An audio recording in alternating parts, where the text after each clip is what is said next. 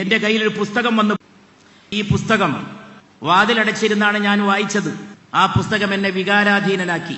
ആരും കാണാതെ ആ പുസ്തകം വായിച്ചിരുന്ന് പല സമയത്തും എന്റെ കണ്ണ് നിറഞ്ഞ് ഞാൻ കരഞ്ഞു. ഞാൻ എന്നെ ഓർത്തു, ഞാൻ എൻ്റെ ബഹുമാന്യ പിതാവിനെ ഓർത്തു, എൻ്റെ ഉമ്മയെ ഓർത്തു, ഉപ്പയെ ഓർത്തു, എൻ്റെ കുഞ്ഞുനാളിലെ ജീവിതം ഓർത്തു. ഈ പുസ്തകത്തിന്റെ പേര് ഹരികഥ എന്നാണ്. അത് കുടുംബവേദിയുടെ ചെയർമാനായ, ഇതിന്റെ പിന്നിലെ വലിയ പ്രചോദനമായ ശ്രീ ഹരികുമാറിന്റെ ഒരു പുസ്തകമാണ് എന്ന് എനിക്കറിയാമായിരുന്നു. പുസ്തകം മറിച്ചപ്പോൾ അതിന്റെ ആദ്യത്തിൽ ശ്രീ ജയകുമാർ സാറിന്റെ അവതാരികയുടെ തൊട്ടു മുമ്പ് എഴുതിയിട്ടുള്ള വരികൾ ഇപ്രകാരമാണ്: ജീവിതത്തിലെ എല്ലാ അധ്യായങ്ങളിലും അച്ഛനാണ് വിളക്കുമാടം. ഇത്രയും കേൾക്കുമ്പോഴേക്ക് കയ്യും കാലും കുഴഞ്ഞു പോകുന്ന ഒരാളാണ് ഞാൻ. എൻ്റെ വന്യപിതാവാണ് എൻ്റെ എല്ലാം. എൻ്റെ വന്യപിതാവ് പണ്ഡിതനായിരുന്നു, സാത്വികനായിരുന്നു.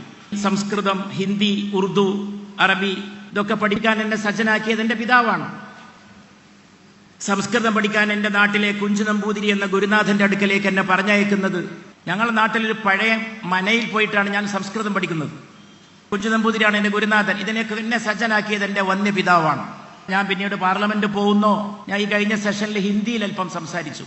അത് ചെയറിൽ നിന്നും ഒക്കെ അഭിനന്ദനങ്ങളൊക്കെ പലരും പറഞ്ഞു. മന്ത്രിയൊക്കെ എഴുന്നേറ്റ് നിന്ന് പ്രതികരിച്ചു. കേരളത്തിൽ വന്നിട്ട് ഹിന്ദിയിൽ സംസാരിച്ചതിൽ സന്തോഷമൊക്കെ പറഞ്ഞു. എൻ്റെ ഉപ്പ എന്നെ ചെറുപ്പത്തിൽ വീട്ടിന്റെ വരാന്തയിൽ ഇരുന്ന് ഹിന്ദി പഠിപ്പിക്കുമ്പോൾ, ഉറുദു പഠിപ്പിക്കുമ്പോൾ ഞാനിങ്ങനെ ഉത്തരേന്ത്യയിൽ പോകുന്നോ MP ആവുന്നോ ഒന്നും ചിന്തിച്ചിട്ട് പോലും ഉണ്ടായിരിക്കില്ല. പിതാവ് എന്താണ് എന്ന് നന്നായിട്ട് മനസ്സിലാക്കിയ ഒരാളെ കയ്യിൽ ഈ പുസ്തകം കൈവന്നത് ഒരു ദൈവനിയോഗമാണ്. ജീവിതത്തിലെ എല്ലാ അധ്യായങ്ങളിലും അച്ഛനാണ് വിളക്കുമാട്. അച്ഛന്റെ നിശ്ചയദാർഢ്യവും അച്ഛന്റെ നിരന്തരമായ അധ്യയനങ്ങളുമാണ്. അടുത്ത വാചകം: ഒരു വ്യവസായി എന്ന നിലയിൽ എന്റെ നേട്ടങ്ങളുടെ മുഴുവൻ നെടും തൂൺ. അങ്ങനെയാണ് ഹരി എഴുതിയിട്ടുള്ളത്. അവിടെ വ്യവസായി എന്നതിൽ ഞാൻ ഒന്ന് തിരുത്തും, എന്റെ വക തിരുത്താണ്. ഒരു മനുഷ്യൻ എന്ന നിലയിൽ എന്ന് ഞാൻ ചേർക്കും. ഹരിയും അത് തന്നെ ആയിരിക്കും ഉദ്ദേശിച്ചിട്ടുണ്ടാവുക. അടുത്ത വാചകം: ഇത് ജീവിതത്തിന്റെ വിജയപരാജയങ്ങളുടെ കണക്ക് കൂട്ടലല്ല. അടുത്ത വാചകം: അമ്മയുടെ ചേർത്ത് പിടിക്കലുകളും അച്ഛന്റെ നിരന്തരമായ അധ്യയനങ്ങളും അതിനുള്ള ഹൃദയംഗമമായ ആദരാഞ്ജലിയാണിത്. ഇങ്ങനെയൊക്കെ ഒരു മകന് അച്ഛനമ്മമാരെ പറ്റി തൻ്റെ ഏത് പ്രായത്തിലും തോന്നുന്നുവെങ്കിൽ ആ മക്കൾ തന്നെയാണ് പുണ്യം ചെയ്ത മക്കൾ. ആ മക്കളെ ഈ ഭൂമുഖത്തേക്ക് കൊണ്ടുവന്ന അച്ഛനമ്മമാരാണ് യഥാർത്ഥ സുഹൃതത്തിന്റെ ശില്പികൾ.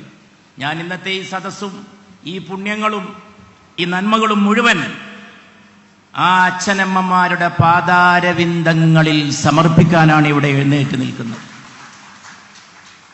അച്ഛൻ്റെ അമ്മയുടെയും ഫോട്ടോ കൊടുത്തിട്ടുണ്ട്. പഴയ ബ്ലാക്ക് ആൻഡ് വൈറ്റ് ചിത്രം.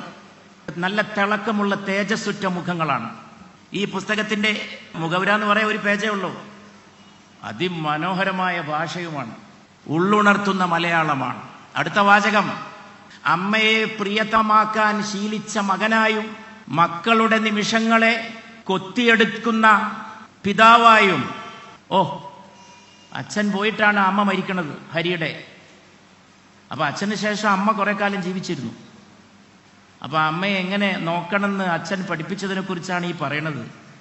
അമ്മയെ പ്രിയതമാക്കാൻ ശീലിച്ച മകനായും കൊച്ചുമക്കളുടെ ജീവിതത്തിലേക്ക് ഊഷ്മളത കൊണ്ടുവരുന്ന മുത്തച്ഛനായും ഒക്കെ എന്നെ ജീവിക്കാൻ പഠിപ്പിച്ചത് എൻ്റെ അച്ഛനാണ്. സഹജീവികളുടെ ഉന്നമനത്തിന് വേണ്ടി പ്രതിജ്ഞാബദ്ധനായ ഒരാളാണ് ഞാൻ എന്ന് അച്ഛനെ വിളിച്ചുകൊണ്ട് അദ്ദേഹം പറയുന്നുണ്ട് ആ മുഖവിലയുടെ അവസാനത്തിൽ. ഇത് വായിച്ചപ്പോൾ ഒരു നേരം ഞാൻ സച്ചിൻ ടെണ്ടുൽക്കറെ ഓർത്തുപോയി. സച്ചിൻ വലിയൊരു ബഹുമതി നേടിയപ്പോ ഞാൻ മാതൃഭൂമി ദിനപത്രത്തിൽ സച്ചിനെ പറ്റി ഞാൻ അതിന് കൊടുത്ത ശീർഷകം അച്ഛന്റെ മകൻ സച്ചിൻ എന്നാണ്.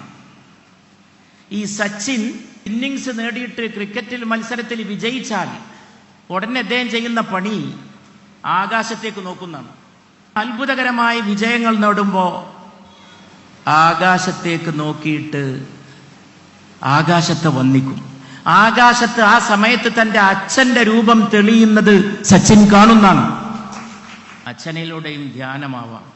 ചാന്ദ്യോകോപനിഷത്തിലെ 6-ാം ഖണ്ഡത്തിലെ ഒരു പ്രാർത്ഥനയുണ്ട്. പർവ്വതങ്ങൾ ധ്യാനം ചെയ്യുന്നു,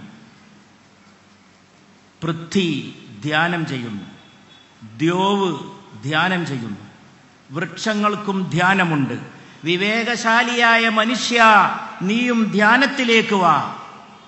ധ്യാനം മനസ്സിന്റെ ഒരു പക്വമായ ഭാവമാണ്, സമാധാനത്തിന്റെ ഒരു പ്രാപ്തിയാണ്, സാർത്ഥകമായ ഒരു നിമിഷമാണ്, മുക്തിയുടെ ഒരു മുഹൂർത്തമാണ്.